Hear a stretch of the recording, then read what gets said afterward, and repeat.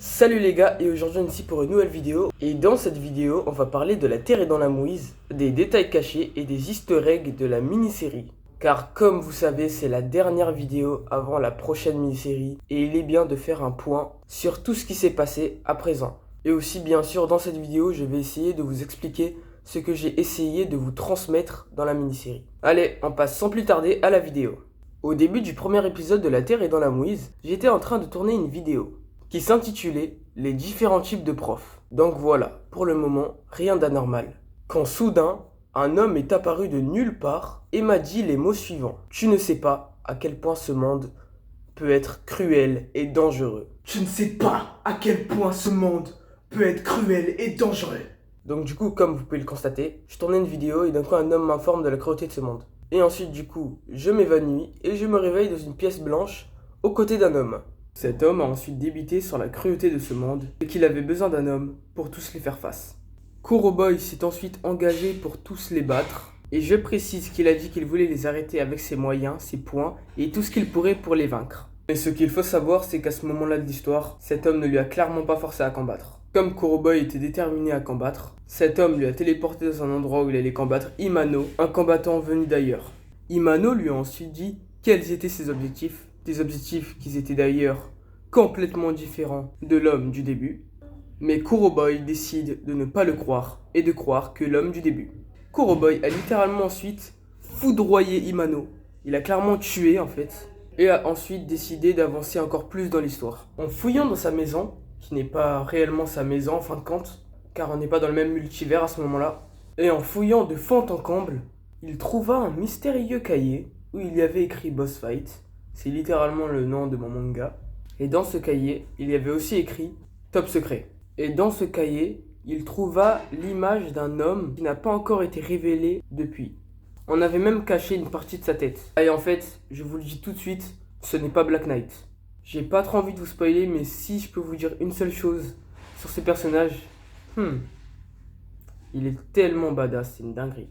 Enfin bref, du coup dans l'épisode 3, il rencontra le père de la maison. Le père de famille quoi, qui s'est fait dérouiller en quelques secondes par des individus qui s'appelaient Abarai et son maître Kaoru. Ces hommes avaient aussi une vision totalement différente des choses. Après leur combat que Kuroboy a gagné avec beaucoup de difficultés, Kaoru lui a ensuite raconté son histoire selon sa version. Il disait qu'un homme s'était emparé de la braise noire, un joyau très puissant qui maintenait le monde en ordre. Cet homme s'appelait Black Knight, mais Kaoru disait qu'à ce moment-là, il ne savait pas qui était cet homme en réalité. Ensuite voilà, tu connais la chanson, Kuroboy décida de ne pas le croire encore une fois, et du coup, il l'a tué comme tous les autres. Mais c'est seulement au moment où il s'est rendu compte qu'il s'était fait manipuler depuis le début, qu'il s'est rendu compte qu'en réalité, le véritable méchant ce n'était pas Kaoru, Imano ou encore Abarai, mais c'était Black Knight, et Black Knight c'était l'homme du début. Bon, est-ce que jusqu'à là vous suivez ? Donc du coup au dernier épisode, quand il savait déjà qu'il s'est fait manipuler depuis le début, et bah du coup il s'est battu contre Black Knight. Mais rappelez-vous quand même qu'avant qu'ils se battent l'un face à l'autre, on avait quand même vu à peu près l'étendue de ses pouvoirs à Black Knight. Pas exactement genre tous ses pouvoirs, mais un peu le style de pouvoir. Par exemple, dans certains épisodes on a vu qu'il téléportait des gens dans d'autres endroits, dans des multivers différents et tout, parce que c'est lui qui a téléporté Kuroboy dans le multivers des autres pour qu'il va tous les tuer, tu vois. Donc voilà. Et même il avait téléporté l'autre et tout, Imano, donc voilà, on avait vu à peu près. Le frérot, il peut littéralement changer d'univers, il peut changer de place, il peut changer les rôles, il peut faire tout ce que tu veux. Littéralement à ce moment-là, il était clairement plus fort que Kuroboy. En fait, il le foudroyait matin, midi, soir. Alors la question qu'on se pose, qui remonte souvent, c'est pourquoi est-ce qu'il a perdu ? Ce qu'il faut savoir, c'est que Black Knight, durant tout le combat, était clairement pas sérieux. Il se mettait clairement pas à fond. En fait, il jouait avec lui, en fait, littéralement. Genre, il était beaucoup trop arrogant.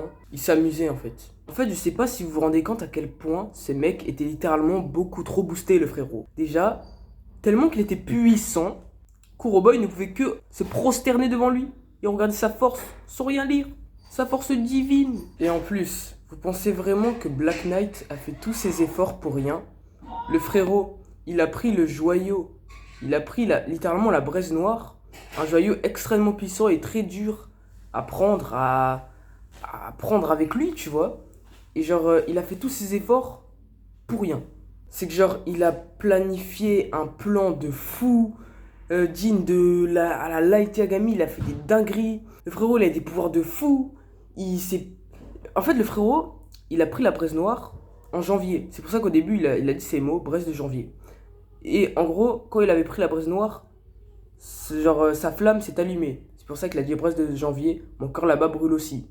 Le frérot, il est tellement boosté. Vous pensez vraiment qu'il va se laisser faire par un pauvre avortant comme Kuroboy? Vous pensez vraiment que genre là, il est mort et il reviendra plus? Mais rappelez-vous de ces mots à la fin. Bon, la vidéo touche bientôt à sa fin. J'espère que vous avez aimé à regarder la vidéo. Au fait, avant de vous laisser, je voulais vous dire que demain, il y a la bande-annonce de la prochaine mini-série qui va sortir.